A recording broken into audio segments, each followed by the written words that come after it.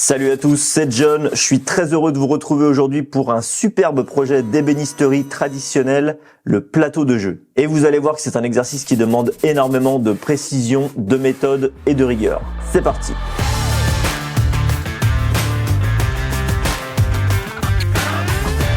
En termes de conception, ce plateau de jeu sera plaqué sur les deux faces avec un jeu de dames sur l'une et un jeu d'échecs sur l'autre. La construction du plateau sera tout à fait classique avec un panneau central en MDF entouré d'alèzes en noyer massif assemblés à rainures et languettes. Ces alèzes massifs seront ornés d'une gorge qui sera usinée sur champ afin de créer une prise de main agréable pour manipuler le plateau plus facilement.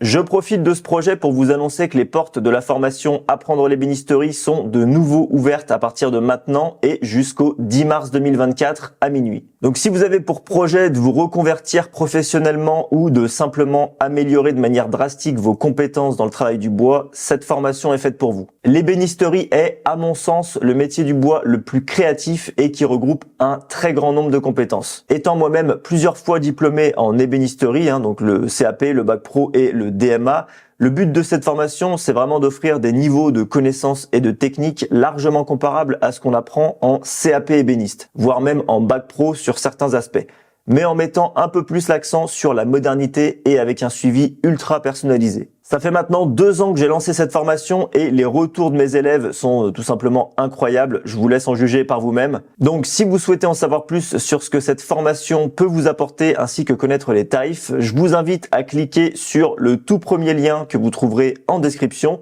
ou à vous rendre directement sur mon site dont l'adresse s'affiche à l'écran. Je vous remercie de votre attention et on continue la vidéo.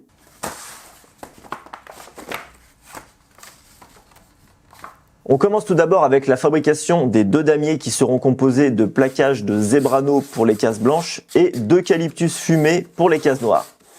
La première étape consiste donc à débiter grossièrement plusieurs bandes de chaque essence à la scie à plaquage en mettant une surcote de quelques millimètres, puis de les immobiliser fermement entre 2 tasseaux. De cette manière, on va pouvoir les calibrer avec une précision extrême en passant le tout à la dégauchisseuse puis à la raboteuse.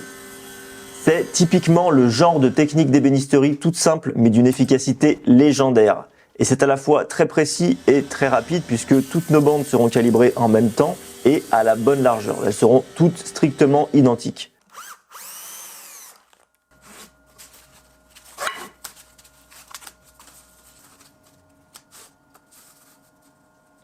Une fois calibré, on bride et on jointe les bandes en alternant une essence sur 2 avec du papier gommé.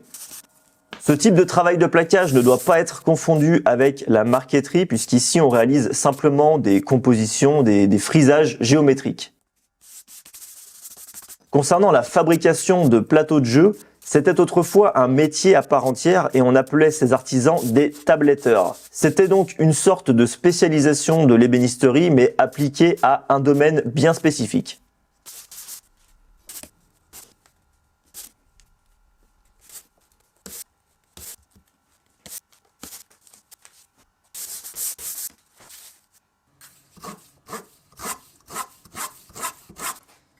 Une fois que tout est jointé, on recoupe à nouveau des bandes de largeur strictement identiques et de façon perpendiculaire afin d'obtenir de nouvelles bandes mais composées de carrés avec toujours cette alternance entre le zébrano et l'eucalyptus. Ensuite, il suffit de décaler une bande sur 2 pour voir notre damier apparaître. On jointe l'ensemble proprement et on y ajoute un filet de 3 mm et une frise d'encadrement qui permettra de bien faire ressortir nos différents damiers.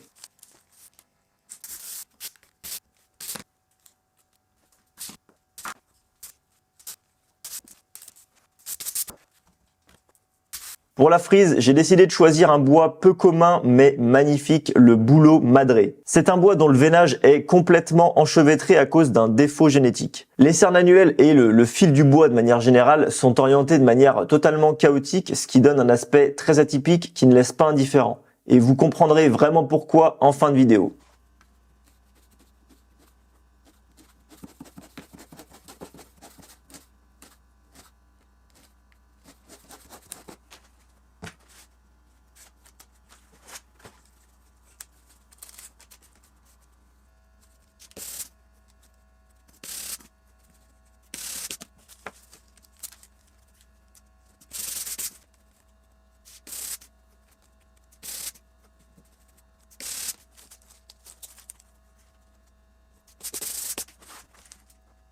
Le travail du plaquage étant terminé sur les damiers, on peut attaquer la réalisation du plateau en tant que tel.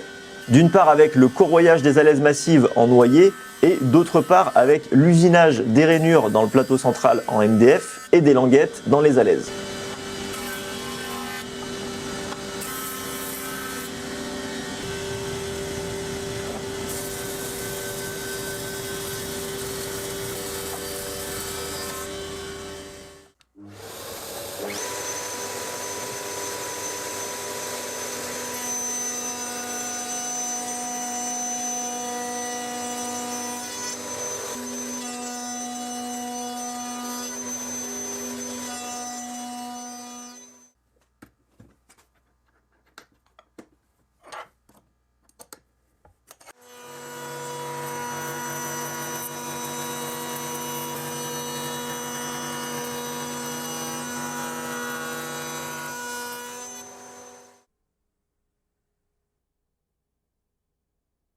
Pour que tout s'assemble de manière cohérente, j'effectue des coupes d'onglet à 45 degrés dans les alèzes à la scie à format. Ici, vous allez voir pourquoi il ne faut jamais se positionner dans l'axe d'une machine en fonctionnement, quelle qu'elle soit.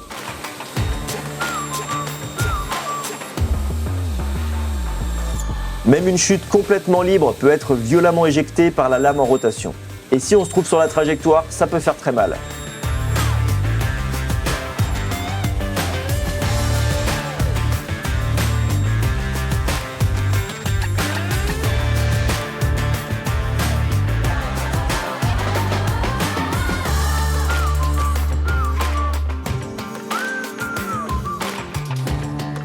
Une fois les coupes terminées et parfaitement ajustées, on colle les alèzes au panneau central.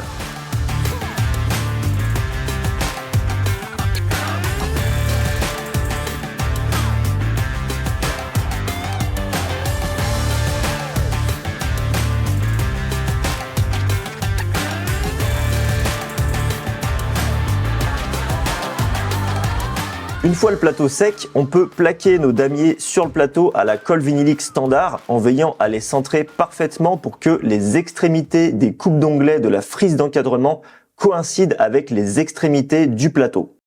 Ici, vous avez plusieurs solutions d'application, donc soit au rouleau en colleur, soit comme ici à l'aide d'une spatule crantée. Ça va très vite et ça évite d'appliquer une quantité trop importante de colle sur le support.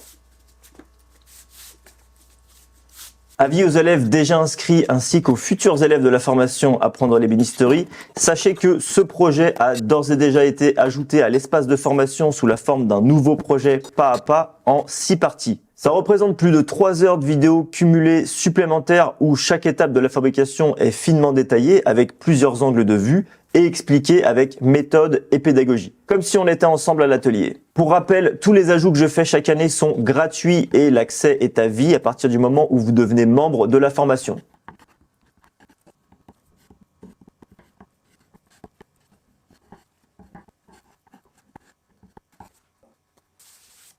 Après avoir retiré le papier gommé, on calibre notre plateau à ses dimensions finales à la scie à format et si on a été précis et rigoureux depuis le début, toutes les frises doivent être impeccablement alignées dans chaque coin du plateau. C'est là que réside toute la difficulté de ce genre de projet, puisque c'est quelque chose de simple en apparence, c'est quelque chose de simple même de manière globale, c'est typiquement le genre de choses qu'on réalise pendant un CAP ébéniste, mais pour avoir un résultat parfait, il va falloir être consciencieux de bout en bout. Il faut à la fois que vos 2 damiers en plaquage et votre plateau soient parfaitement d'équerre. Si l'un de ces 3 éléments fait défaut, alors vous aurez des problèmes d'alignement dans les angles une fois le projet fini et je vous garantis que ça va vous sauter aux yeux. Place maintenant à la finition en commençant par un ponçage minutieux jusqu'au grain 180.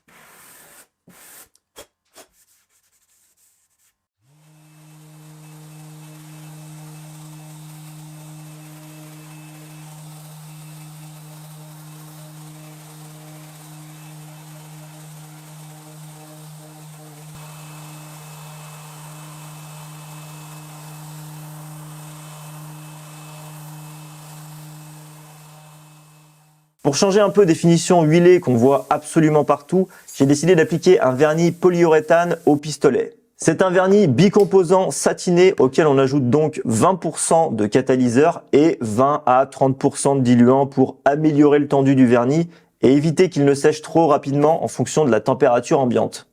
Vernir au pistolet, ça demande forcément plus de préparation et beaucoup plus de technicité et de rigueur que d'appliquer une huile, bien sûr. Mais dans certains cas, comme ici, où l'ouvrage va être fortement sollicité par le frottement des pièces du jeu de dames ou du jeu d'échecs, un vernis de ce type va vraiment faire la différence en termes de résistance à l'abrasion, aux rayures et aux chocs éventuels.